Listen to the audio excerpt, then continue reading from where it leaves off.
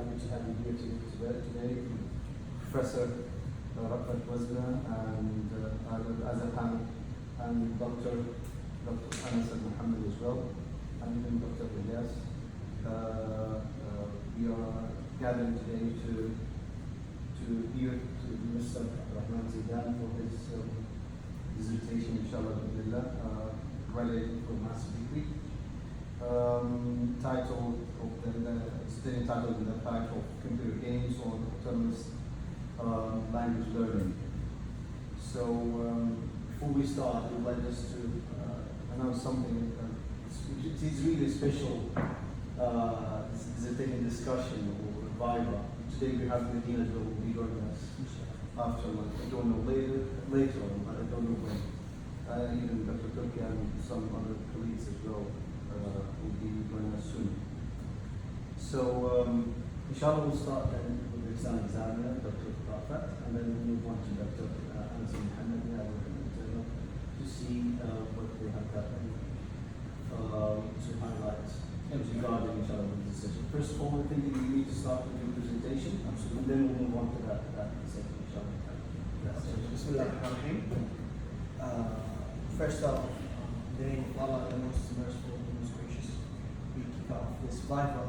Before doing that and jumping into conclusions, I would like to thank the panel in advance for being here and for accepting the short notice. I'm the one to blame for.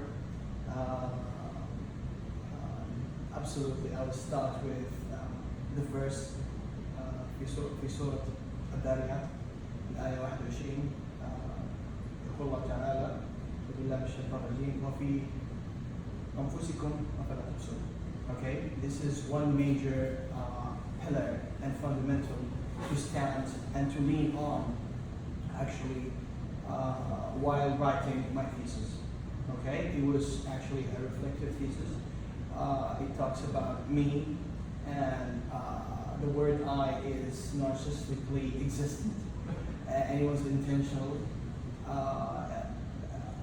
If there's another title, my thesis should be entitled with is وَفِي أَنفُسِكُمْ أَفَلَا تُبْصِرُونَ. Okay, so it's based on autoethnography. It's a qualitative research, and I hope that I'll take you in an enjoyable and exciting journey. Inshallah, I'll speed things up because it's quite lengthy. So, shall we start right now? Yes. All right.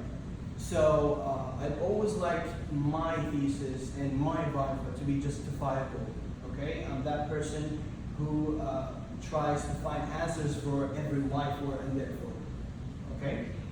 So, I hope by doing my thesis, you could touch on that justifications to everything I write, okay, and everything I try to say. So I'll start with the defining words, okay, the words that I actually believe that have effect on my title, okay, and they are the autonomy and motivation. Okay, when they are coupled together, they form the learning gaming experience. The purpose of the study, okay, it wouldn't be that solid if there's no rationale behind what I did. So I tried to include the purpose of the study in the first couple of slides, and of course the research question, or the research questions, where I answer in the thesis, I mean during my writing period of time, a lot of questions involving the two main questions I cast in the first of the thesis. The significance of the study derives, I mean, the strength of the study derives itself from the theories I adopted, thanks to the piece of advice given to me. One of the backbones that I try to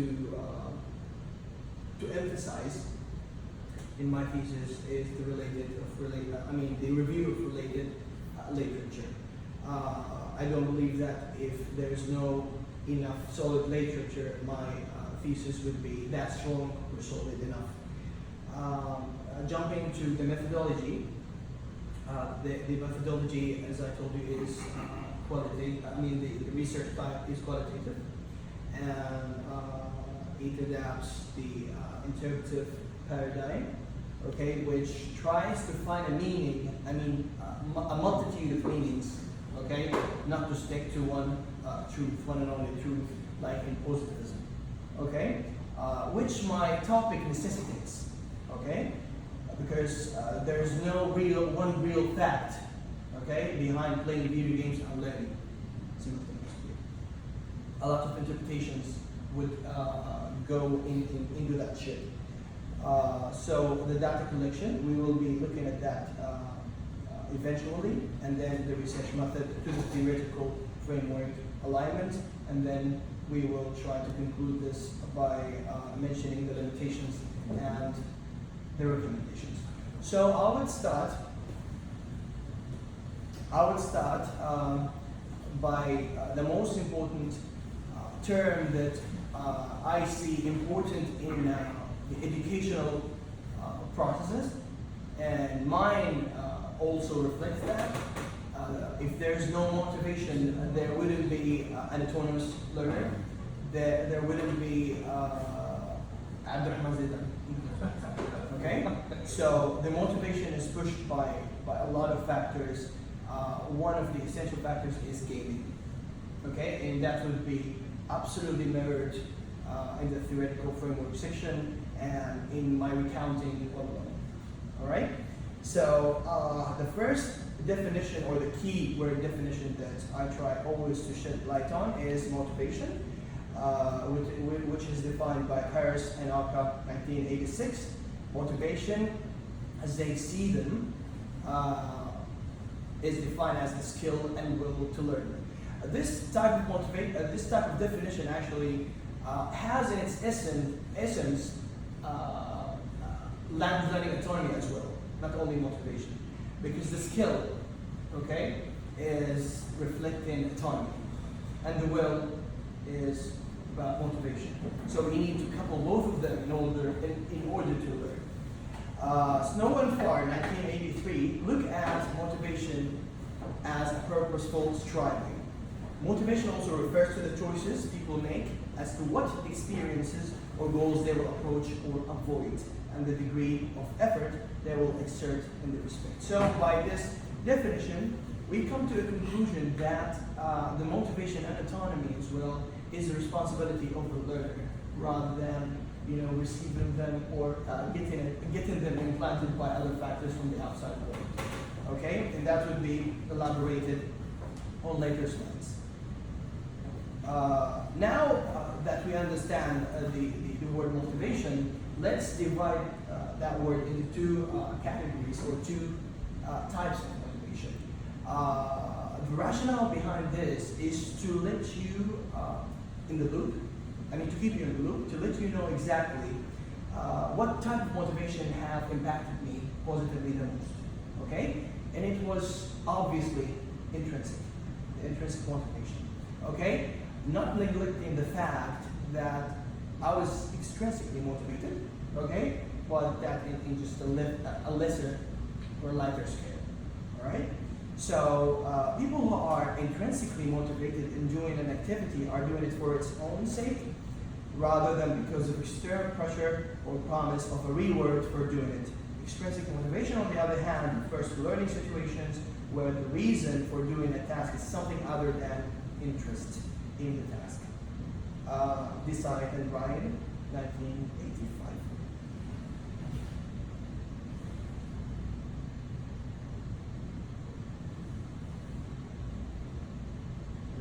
All right. This shows exactly what type of motivation implanted.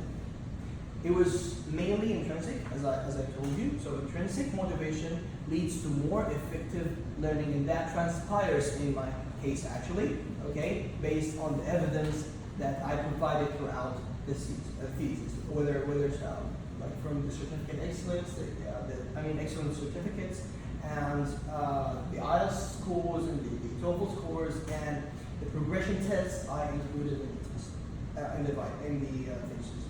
So intrinsic motivation leads to more effective learning, and that's promoted in circumstances in which the learner has a measure of self-determination and wherein a locus of control.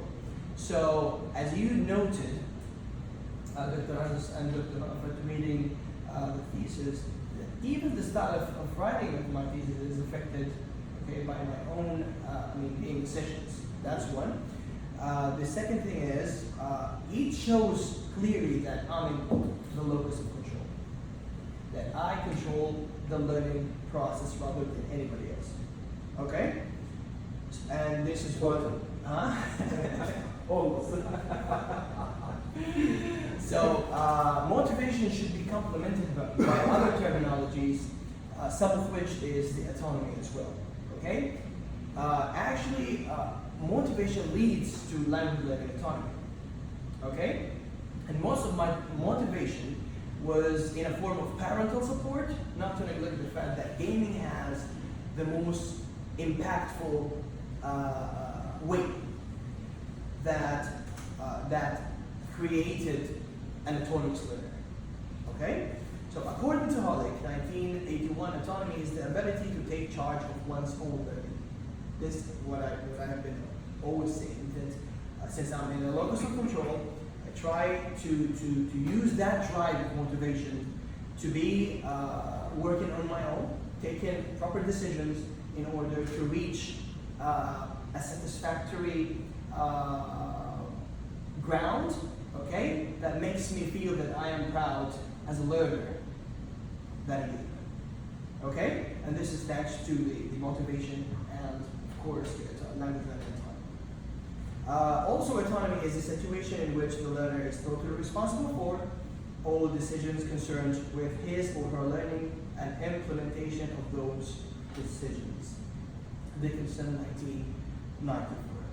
So, a word that is visited so frequently in the last couple of minutes here is responsibility and taking one's own charge, right, in learning.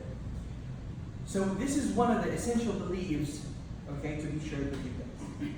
So an essential belief to be acknowledged by a learner, learning success and motivation are mainly a responsibility of the learner and leads to better learning that way. Okay? Leslie Dickinson, 1995.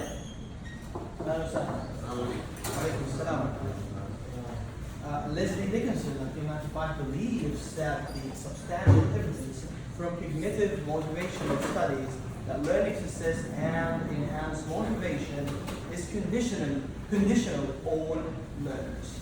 So, as my thesis reflects, that I always take responsibility in the learning process, other than get affected by any outer factors. So, autonomy and language learning.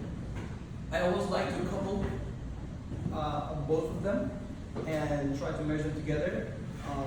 Before doing that, I would like to share a definition of that terminology. So, autonomy of language learning is to take control of the purposes and ways of learning the language. This is by Benson, 2006. By the way, what is the most frequent word in here?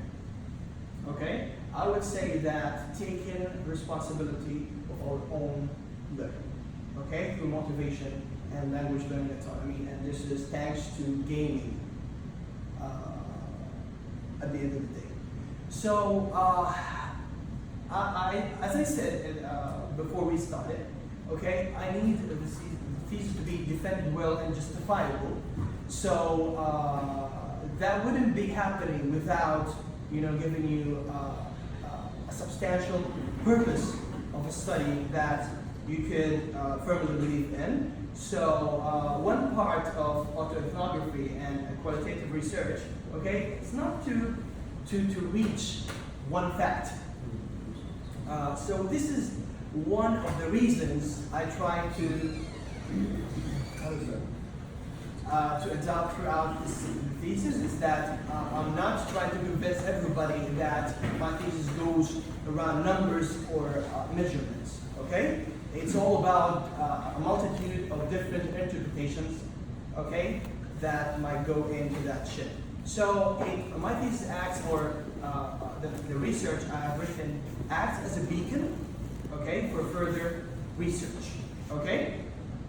So the autoethnographic reflections throughout the thesis are meant to be looked at as a beacon to further gaming and learning related research. It demonstrates my development of English over the years, hope to be up on the surface of English language learning field. So this is the purpose of the study. Every answer has a therefore and a why for. Okay? It wouldn't be significant study without casting or posing significant questions. Okay? One of the questions that drives my thesis is how video games have developed my English language learning. And this has to be aligned with theories. Other than that, my answer would be in vain. It wouldn't be that scientific, okay, without that theory alignment. And this will be answered throughout thesis and, of course, the alignment at the end. To what extent have video games contributed towards my academic excellence? And that would be evident by sharing a lot of excellence certificates by even the current president of KAU, Dr. Abdulrahman Al. Well,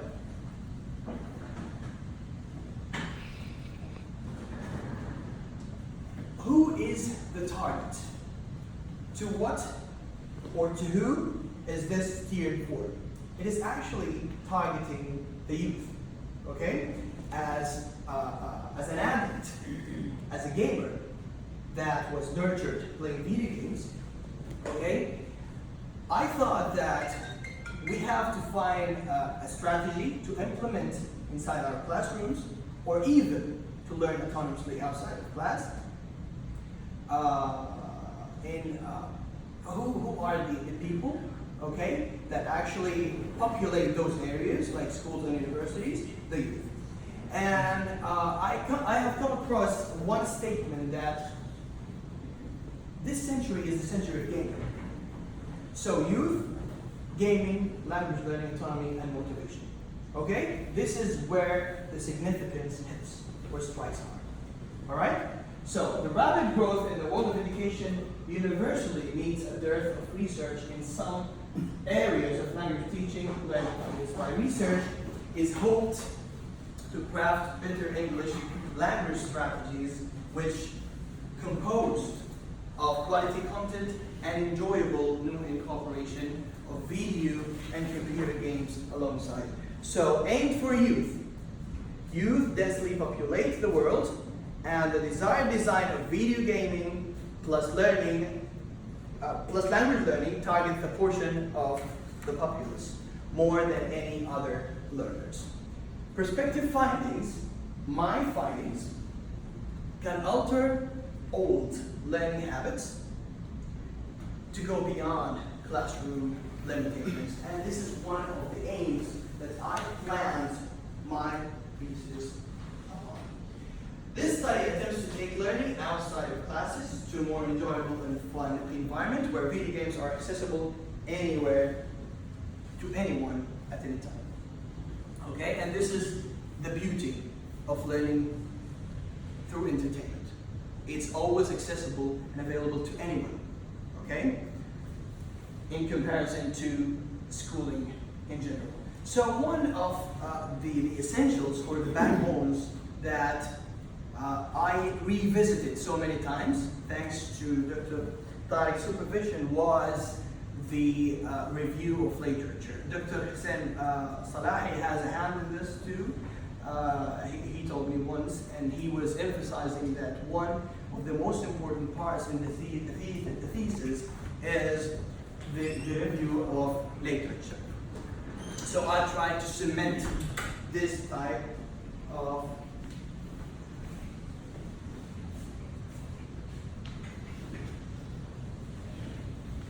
okay. Now, let's look at the linkage or the relationship between video games and English. You either learn how to play video games in order to learn English, or the vice versa. It's quite obvious.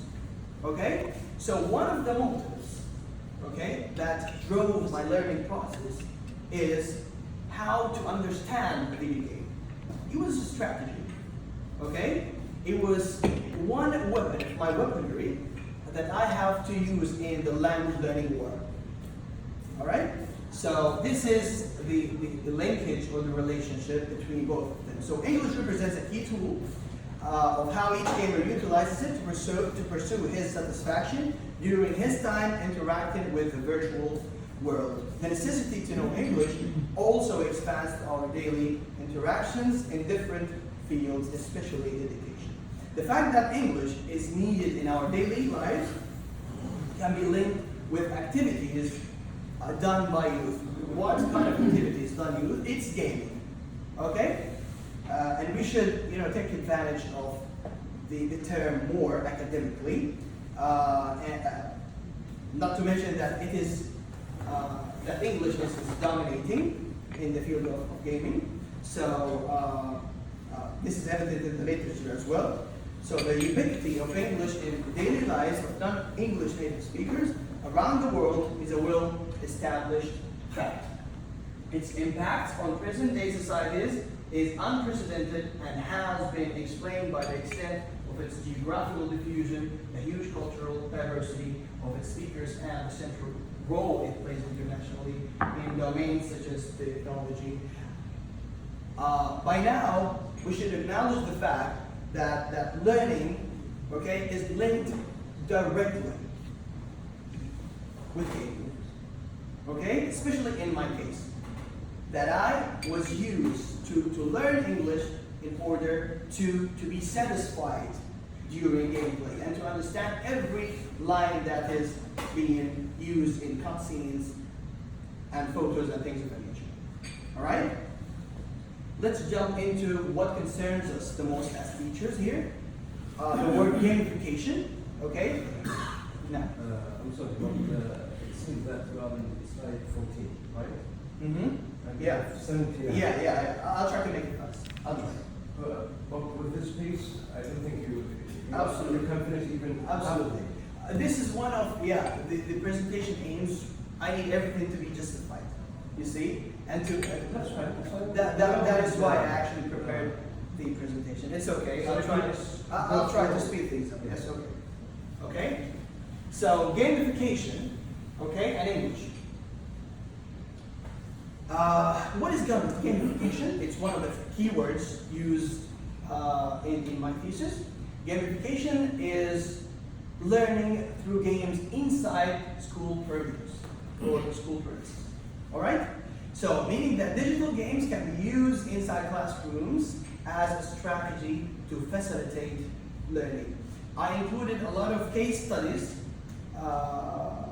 throughout the thesis. One of them was revolving around a game called Prodigy, which was designed, okay, to help students get past a reading exam and a reading material. All right? So I'll try to speed things up by omitting some of the slides. Unnecessary. Yeah, they're all necessary. Yeah, I'm going with them. Okay, good. What are the suitable genre or sort of games that we have to use inside our classrooms? There are serious games rather than normal games. Okay? Normal games could be practiced outside classrooms. But inside classrooms, gaming industry has to craft a well-designed games in order to tackle the issue, okay, of how difficult learning is, to facilitate learning. Okay, so according to the literature, RIAP 2012 believes that education is the primary goal in such games rather than entertainment. Those games are supposed to adapt sound learning principles coupled with interest to catch the learner's attention. So, what's that to me? As a gamer, gamification intrinsically motivated.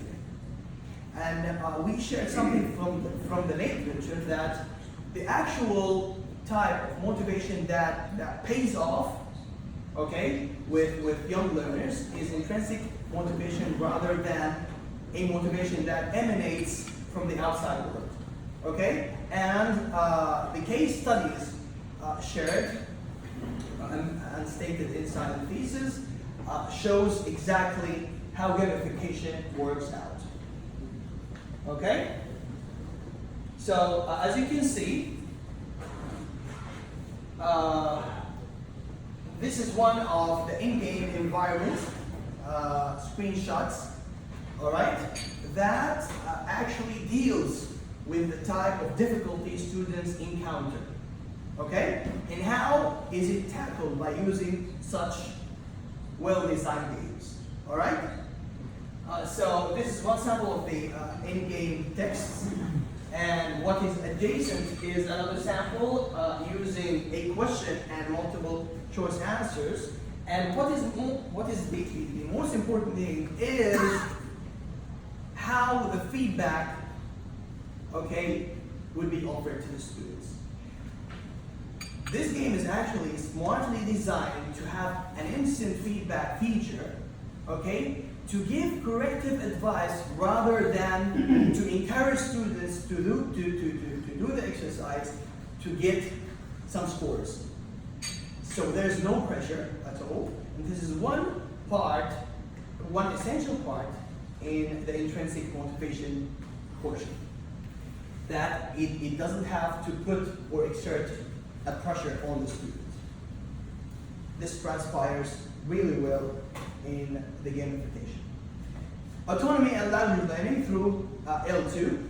So Benson and Chick 2011 argued that L2 gaming can be viewed as naturalistic computer-assisted language learning, as in gamification, and offers computer-based activities that are carried out on the student's initiative outside school.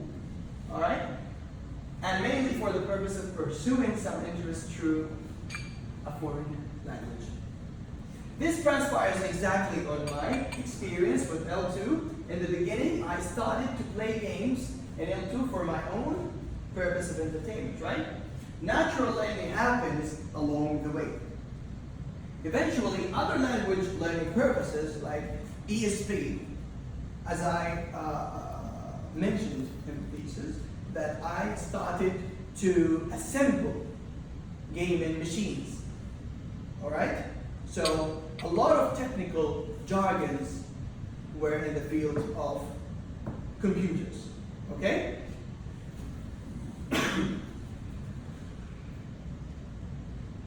As to cement my claims, I used to look carefully at the theoretical framework.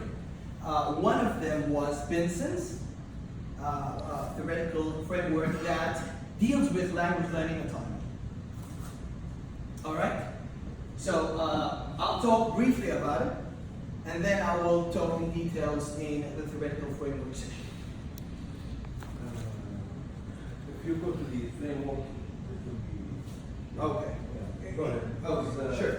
Sure. Sometimes we have only comments. Good, good. The thing is, we need to implement it. It's a target.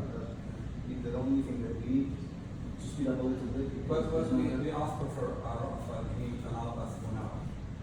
Yeah, but I think the time might take longer to really. But we said like 1 hour for PowerPoint, 1 hour for discussion, and half an hour for 2 hours and a half. It's okay, it's up to you. We can speed up a little bit if you can. I'll jump to the methodology section. Yes. All right. It's quite lengthy. Okay? It's quite lengthy. The thesis is around 134 pages. All right. So research type and paradigm. It's qualitative in type. It fosters interpretive paradigm that it might have a lot of interpretations rather than sticking with only one fact, which opposes positivism and measurement-based methodologies. So my thesis is regarding qualitative research, leaning on the interpretive paradigm. The interpretive paradigm is concerned with understanding the word as it is, from the subjective point of view of individuals. The relationship between the researcher and the subject is subjective in nature, depends much on using a meaning against measurement-based methodologies, as I stated. So this graph simplifies the type of methodology I'm using, okay? The type and paradigm, qualitative interpretive paradigm, and it attempts to make a meaning from a subjective scope on how video games contribute positively in learning English. These are the three theoretical frameworks that I use to take into consideration while writing my thesis. One of them is Jerome Bruner's constructivist learning theory, and the second one is Winker's communicative practice, and the third one is Benson's out of class learning settings and modes of practice. Well, to talk briefly about Benson's, it fosters 4 dimensions that aligns well with my learning gaming experience. Okay? The first dimension is the location, whether it's virtual and physical. The second is formality, whether the language is institutionalized, and the pedagogy, the type of instruction, and the locus of control, who controls the learning process. Alice Check added the dimension, the 5th dimension, which I didn't use.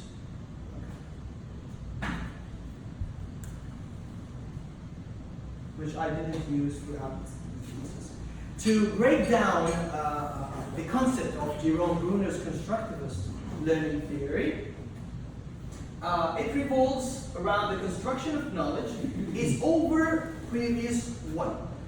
Okay? So in my case, I used to learn English as a solid knowledge and then play video games, and vice versa as well. Okay? I played games for the purpose of learning, and I learned English for the purpose of understanding a game. Okay? Now it works, whether it is a story-driven game or strategic or things of the nature. So Jerome Bruner's constructivist learning theory, the construction of knowledge is over previous one, an unknown process where the learner constructs new knowledge based on current and previous ones. 3 stages of intellectual development. The first stage is the inactive stage, and then the iconic stage, and then the symbolic stage. Also, they align perfectly well with my learning and gaming experience. So, inactive stage involves motor responses. In clarification, the learner learns about the world through actions and physical objects. So there's two types of gaming, if you read my thesis as well. Okay? The actual practice of gameplay, and of course, how to assemble a gaming machine. Okay? I use general English, and I learned general English for the first part. The second part involved ESP, very specific technical language that encouraged me actually to use my L2 to learn ESP and to assemble my own PC. Okay? So this is the inactive stage. The iconic stage entails learning can be obtained through visuals. Okay? Every game has a medium within that game. Whether photos, cutscenes, and audibles. So you can see those visuals. Those visual portion which goes in parallel with the iconic stage. the symbolic stage, learners start to develop the ability of thinking about abstract terms. That transpires when I went online to talk about like very complicated and sophisticated ideas. Okay, rather than sticking only with images or the physical representation.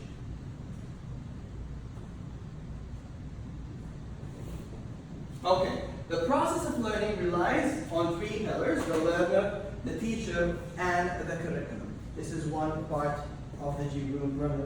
Bruner's constructivist learning theory. Other features of the framework, it deals with the structure of learning, readiness for learning, and inspire learning.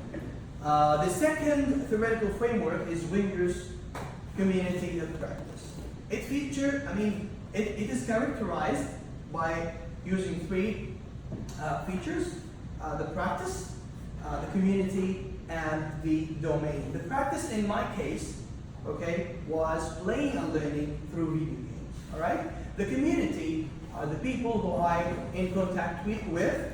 I used to tell people that I get virtual scholarships, okay, only using headsets and a keyboard and a mouse. How does that happen? Okay. Let's imagine how a scholarship works. You just take it and take off to the other country for a purpose, right?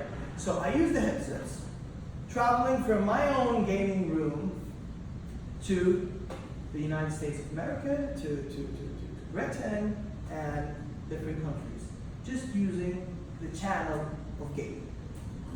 All right? So this is part of how do I reach that community. Okay? And the practice, of course, is the practice of playing video games. The domain is physical and virtual domain. So data collection, how did I collect my data? First of all, it's memory recollection. Okay? It relies on documents and old to recent achievement and excellence certificates, in-game visual materials, screenshots from played games and cutscenes and photos.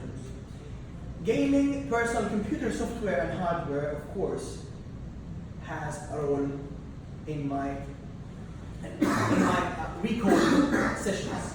All right, and then online gaming forum. I was very passive to just try to soak up pieces of information offline, and then I went online to be passive as well. And then eventually I started to take control of my language, to be active and to participate in reviews, gaming reviews and things of the nature. The research participants includes me as a main participant and supporting roles by the gamers themselves who I know. Gamers who shared with me the practice of learning and gaming simultaneously were mentioned in occasions to support the research. The research method. What is auto? Okay? By the look of the word, okay, it implies that auto means self, ethno, culture, and graphy means research. So it's the culture of, studying of the culture of video games and learning through them by myself. All right? Autoethnography is a form of qualitative research in which an author uses self-reflection and writing to explore Aristotle and personal, political, and social meanings and understandings. A research method that tells a personal story in order to live a better life, and it adds a transformative dimension to either the researcher or the reader or both. The paradigm is based on self-interpreting and uses reflective methods, which is backed by self-recounts. The autoethnographer is looked at by positivists and other objective researchers as narcissistically self-centered due to his or her pure subjectivity towards this research. And I attempted to make it as scientific as I could by connecting my claims with theories. Okay? So that's why I used 3 theoretical frameworks. Autoethnography writing styles, there are actually 4 writing styles, some of which is the expressionist and the realist. Of course, I adopted the style of being conceptualist because it mixes the 4 types of writing styles and adds some flexibility, okay, that I can make use of. Autoethnography. How do I defend autoethnography? Actually, the lives of mankind reflect complexities, diversities, and far more than that. They're not digits or machines to press or operate. Therefore, the necessity to roughly gain estimate conclusions about a person-related phenomena spurred self-obsessed researchers, which can be egocentric to try figuring out a method that doesn't radially deal with mere physics, mathematics, and chemistry. We're dealing with humanitarian science, right? I have feelings, emotions, sentiments, okay? That wouldn't be measured if I adapted positivism, if I used a positivist or looked at my research from a positivist point of view. Okay? That is why autoethnography is fitting and the most, I would say, suitable method to use in my thesis. How can we look? This one question stands as a defense, okay, of autoethnography. How can we look at social science assessing a humanitarian phenomena, neglecting the essence of human being? All right? Ellis argued that the ideas of prediction and control in the hard sciences, for example, chemistry, physics, psychology, etc., do not translate to the movement and the meanings of human social interaction, or speak to the significance of human thought and action. This agrees with my claims. All right, that as a gamer, okay, I needed actually to share a lot of sentimental, supportive ideas to share my feelings and emotions since I was born, since I was pixelated as a gamer, okay, and then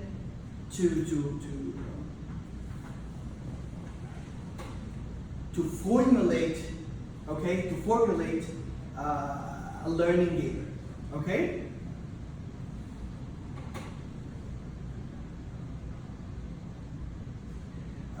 There are 3 reasons that I use the method for. The rationale behind picking the method is, like what Wong 2007 states, he documented 3 positive features of autoethnography as follows. It offers a research method friendly to researchers and readers. It enhances cultural understanding of self and others. It has the potential to transform self and others toward cross-cultural coalition building. This is mentioned. I mean, I mentioned it before. So how did I collect my data? So we need to jump to the next slide. Of course, my thesis involved a procedure writing plan. Okay, and it started with provided record of my development of my English. It was meant from the beginning to not stick with an exclusive style of autoethnographic writing. 4 aforementioned styles were adopted, but mostly conceptualist, as I stated. The plan breaks down the thesis into 6 chapters. Okay, one of the most important chapters is the literature review, which represents the backbone of my thesis. Okay, so every chapter is considered inseparably valuable during building up the thesis. However, the literature review was prioritized in terms of depth and quality.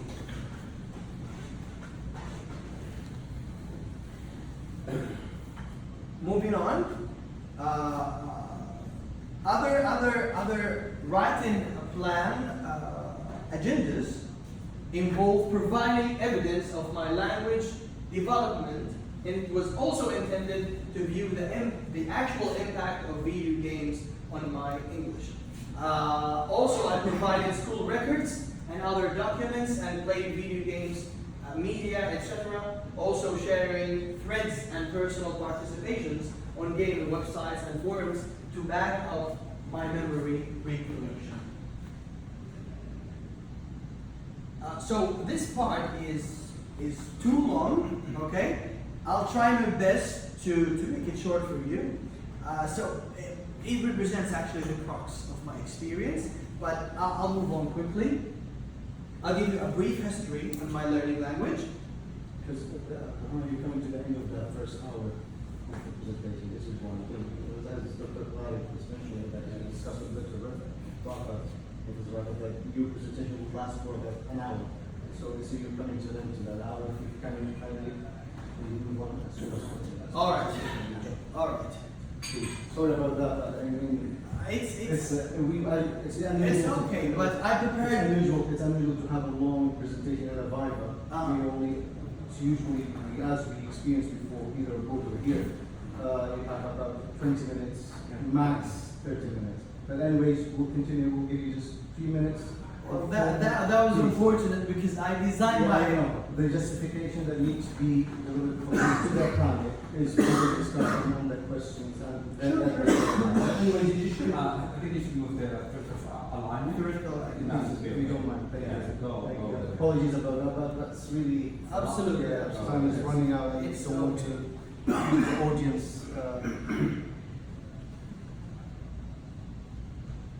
Because we don't want you to lose the interest of your work. Yeah. Because the audience will, I mean, it's really important to consider that. Well, unfortunately, I designed my presentation upon the 3-hour plan. It's a vibe, that's not, it's not a workshop or, Yeah. of course, thank you. I really apologize. Thank you, no problem. Okay? So, the theoretical framework alignment. As I said, I used 3 theoretical frameworks, and I tried to meet the requirements to reach a scientific, in order to craft a scientific paper or scientific research that revolves around a very open-ended topic, which is learning through games. So one of the features defining the theory is the structure of knowledge, and it's completely aligned with my experience. Language is best acquired when knowledge is structured according to the needs of the learners. My journey explicitly reflected vital need to design a language map to understand gaming denotations, from trying to learn very simple game vocabulary to very complicated technical jargons to assemble my gaming PC. The second feature is categorization. A feature that results in enhanced memory and recall of terms and jargons is categorization, which was exhaustingly used from the moment I set out to rig a PC, or even far behind with playing games per se.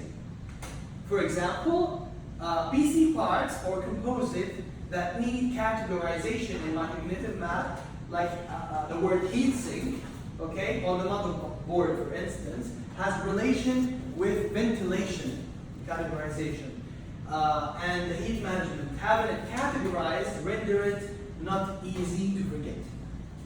Okay? The third feature is the readiness for learning. My journey corresponds with this feature as it concerns with the suitability of the subject matter with cognitive ability of the child, which my journey alludes to. Being fond and involved with video games had rendered me ready for learning on gradual basis across games at first and gaming computers assembly afterwards. Alright. The fourth feature I took advantage of is the spiral curriculum, which means that the basic knowledge is revisited by the learner several times to add on. Like one example of such concept is when I played a title called Gears of War on the Xbox game, the Xbox console. So it has a monster creature by the name of a locust. Okay, those creatures alter and get rotated across the 4 series, which gives them different traits, weapons, and clothes, etc. Words like horde and swarm were also adjacent and connected to the locust. Okay, the frequent knowledge here revolves around the locust. All right, across the game installed. I talked about the 3 developmental stages, but just trying to align them with the thesis. I physically, in the inactive stage, I physically interacted with gaming machines, gaming PC, and video games in general. I have come to know everything about PC parts from basics like gathering parts to see them through as operational machines. The iconic stage, pictures and maps. The iconic stage, pictures and maps, the internet gaming, PC insights, or video games as the aforementioned locust example, but looking at them visually this time. The third stage is the symbolic stage, which offered me a handful of intellectuality as the idea of video games or assembling a game in PC became the hot topic all around the internet. Okay, Rahman, can you please So, because the channel already read the thesis and they are immersed in the content and they know what being introduced. So if you shall kindly start from Dr. Professor Wasman, you can kindly start, please, if you have any questions. Thank you very much, actually. Thank you for giving me this opportunity to be an external examiner for such a very good and inspiring thesis. It's one of those theses which I really actually enjoyed reading it. I'm here not only actually to question the thesis, if there is anything unclear to be questioned, but also to make it perfect, or let's say near perfect, because there's no perfection in the world. Let's actually tell you very frankly that the discussion, or my discussion here, will be divided into 2 main parts. The first of which will be comments that need to be amended, okay? And the other part is some questions here and there. And they will be mixed, okay? So let's actually start from the very beginning. The layout of the thesis, table of contents should be placed after the abstract. So we really need to have the abstract first, okay?